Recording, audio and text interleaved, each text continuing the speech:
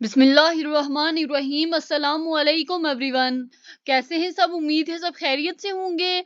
अल्लाह हम सबको अपने हिफ्ज़ व अमान में रखे। तो माय डियर स्टूडेंट, आज हमारा 9th क्लास बायोलॉजी में चैप्टर नंबर 7 का लेक्चर नंबर 4 है, जिसमें आज हम डिस्कस करेंगे इंट्रोडक्शन टू फोटोसिंथेसिस। तो मूव करते हैं आज के अपने लेक्चर की तरफ।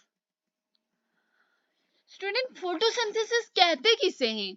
Photosynthesis basically synthesis of glucose को कहा जाता है। Photosynthesis means the synthesis of glucose. Student, photo mean light, ठीक है, सिंथेसिस मीन प्रिपरेशन।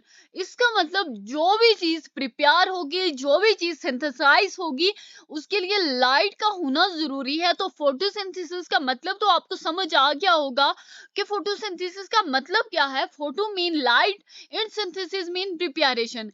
इसका मतलब हुआ कि जब भी हम ग्लूकोज की प्रिपरेशन करेंगे, तो ग्लूकोज की प्रिपरेशन के लिए लाइट की प्रेजेंस जरूरी है, लाइट की मौजूदगी जरूरी है। और कौन सी लाइट स्टूडेंट? सनलाइट। कौन सी लाइट? सनलाइट। किससे प्रिपरेशन होगी? कौन कौन से मॉलिक्यूल्स को यूज करके ग्लूकोज की सिंथेसिस की जाएगी? कार्बन डाइऑक्साइड को यूज किया जाएगा और वाटर, ये दोनों आपस में रिएक्शन करेंगे। किसकी मौजूदगी में रिएक्शन करेंगे? एक तो सनलाइट होनी चाहिए इस रिएक्शन के लिए, एक तो क्लोरोफिल होना चाहिए। अगर इन दोनों में से एक भी चीज एब्सेंट है, यानी कि अगर सनलाइट नहीं है, तो भी फोटोसिंथेसिस का जो प्रोसेस है, रिएक्शन है, ये प्रोसीड नहीं करेगा। इसके अलावा अगर क्लोरोफिल एब्सेंस है, तो इसकी वजह से भी जो रिएक्शन है वो प्रोसीड नहीं करेगा। स्टूडेंट, ये जो तमाम रिएक्शन होता है, इसमें एक बाय प्रोडक्ट भी यूज होता है। वो बाय प्रोडक्ट क्या है? वो बाय प्रोडक्ट ऑक्सीजन है। तो स्टूडेंट, अगर आपसे पूछा जाए what do you mean by photosynthesis, तो photo mean light and synthesis mean preparation. Photosynthesis basically glucose के सिंथेसिस को कहते हैं। तो हमने फोटो मीन लाइट कह दिया, इसका मतलब सनलाइट का होना जरूरी है, क्लोरोफिल का होना जरूरी है। और कौन कौन से मॉलिक्यूल आपस में रिएक्शन करेंगे तो ग्लूकोज प्रिपेयर होगा? कार्बन डाइऑक्साइड और वाटर ऐसे मॉलिक्यूल होंगे जिनके रिएक्शन से ग्लूकोज की सिंथेसिस होगी। और यहाँ पे बाय प्रोडक्ट कौन सा यूज होगा? ऑक्सीजन एक बाय प्रोडक्ट के तौर पर काम करेगा। स्टूडेंट, फोटोसिंथेसिस एक एनाबॉलिक प्रोसेस कैसे है? स्टूडेंट, मैंने आपको बताया था कि एनाबॉलिक प्रोसेस का मतलब ये होता है कि जिसमें जो छोटे छोटे मॉलिक्यूल्स हैं वो कंबाइन होते हैं और कंबाइन होके लार्ज मॉलिक्यूल बनाते हैं। तो स्टूडेंट, यहाँ पे स्मॉल मॉलिक्यूल कौन कौन से हैं? कार्बन डाइऑक्साइड है और वाटर है। CO2 प्लस H2O ये कंबाइन होंगे, रिएक्शन करेंगे सनलाइट की मौजूदगी में और क्लोरोफिल की मौजूदगी में, और एक लार्ज प्रोडक्ट बनाएंगे। उस लार्ज प्रोडक्ट का क्या नाम है? उस लार्ज प्रोडक्ट का नाम ग्लूकोज है, C6H12O6। इसका मतलब ये एक ऐसा प्रोडक्ट है जो कि कार्बन डाइऑक्साइड से भी बड़ा है और वाटर से भी बड़ा है। इसका मतलब स्मॉल मॉलिक्यूल्स ने आपस में रिएक्शन किया है, स्मॉल मॉलिक्यूल आपस में कंबाइन हुए हैं और कंबाइन होकर उन्होंने क्या बनाया है? एक लार्ज मॉलिक्यूल बनाया है। उस लार्ज मॉलिक्यूल का क्या नाम है?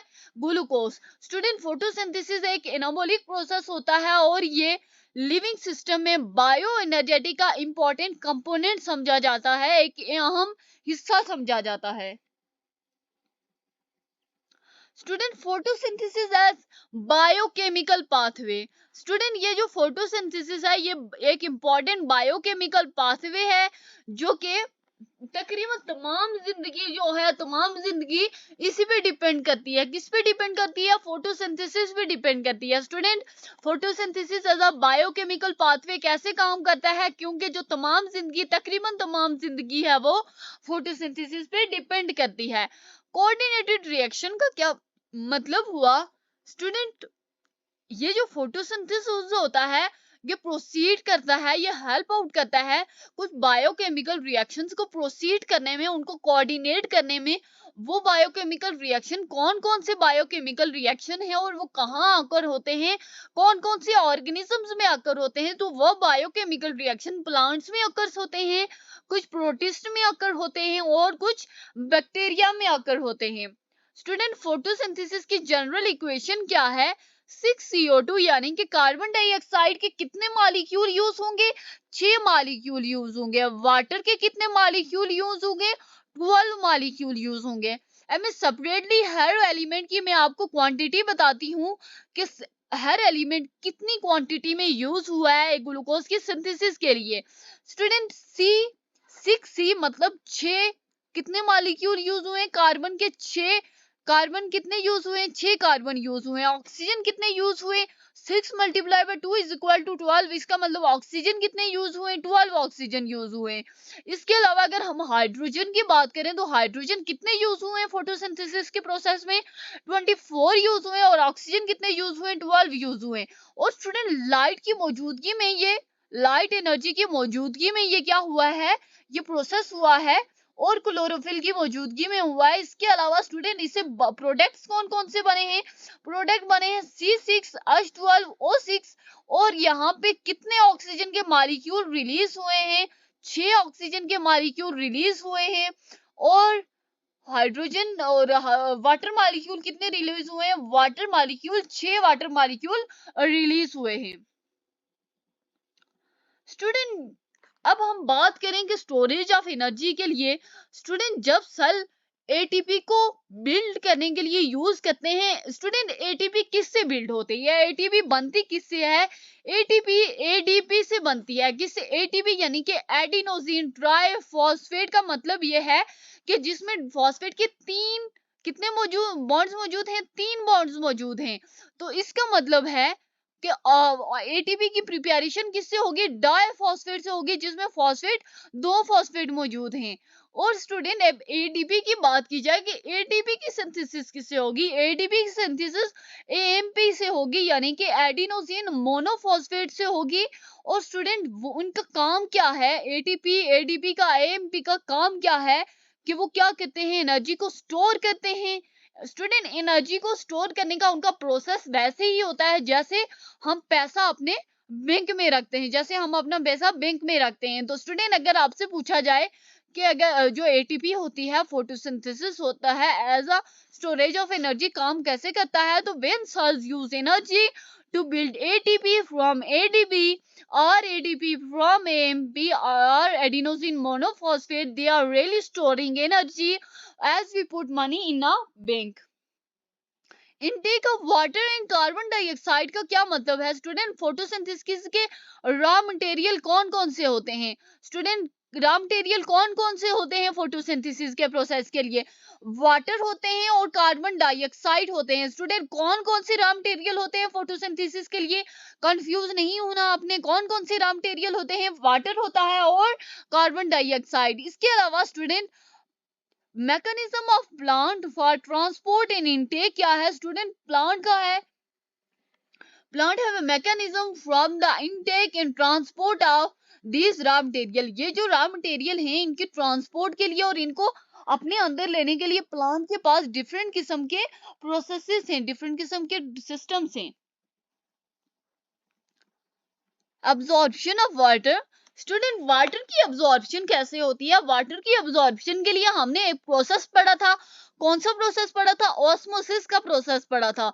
यानी कि वाटर की अब्जॉर्प्शन प्लांट में जहां भी होगी वो किसके थ्रू होगी?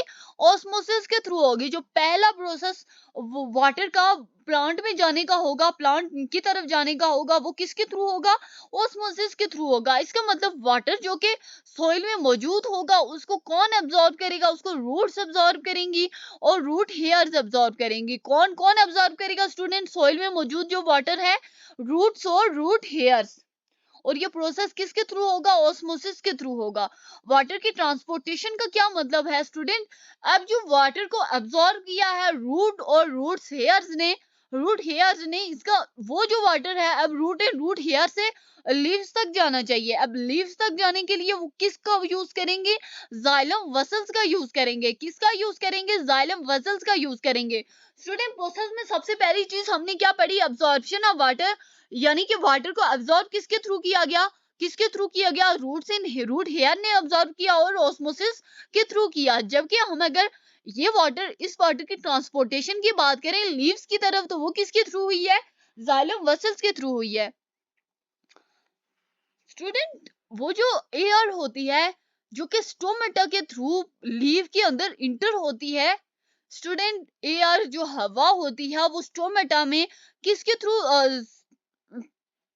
Student sorry The air that interleaves through tiny pores or stomata reach into the air spaces present around mesophyll cell. कहाँ पे होती है? Around the mesophyll cell. Student वो एयर जो कि किस में इंटर होती है? लीफ में इंटर होती है। किसके थ्रू इंटर होती है? स्टोमेटा के थ्रू इंटर होती है।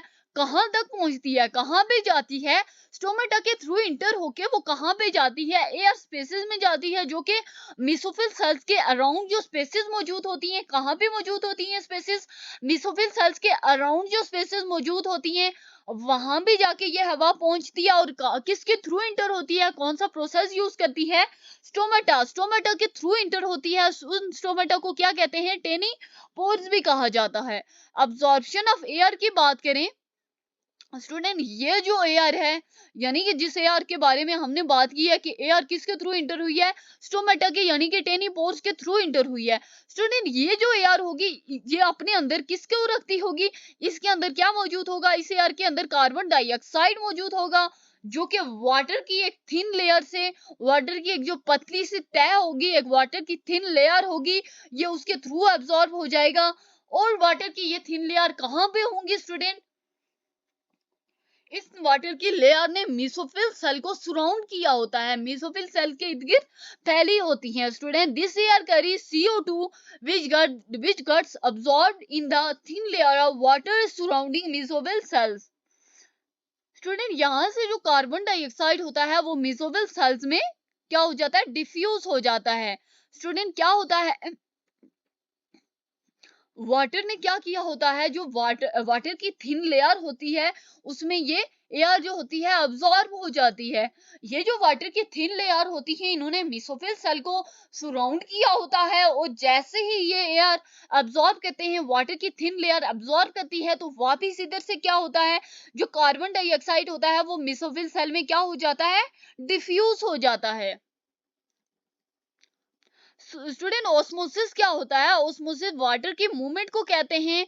एक from a dilute solution to the concentrated solution, यानी कि डाइल्यूट सॉल्यूशन से कॉन्सेंट्रेटेड सॉल्यूशन की तरफ जो वाटर की मूवमेंट होगी उसको हम क्या कहेंगे?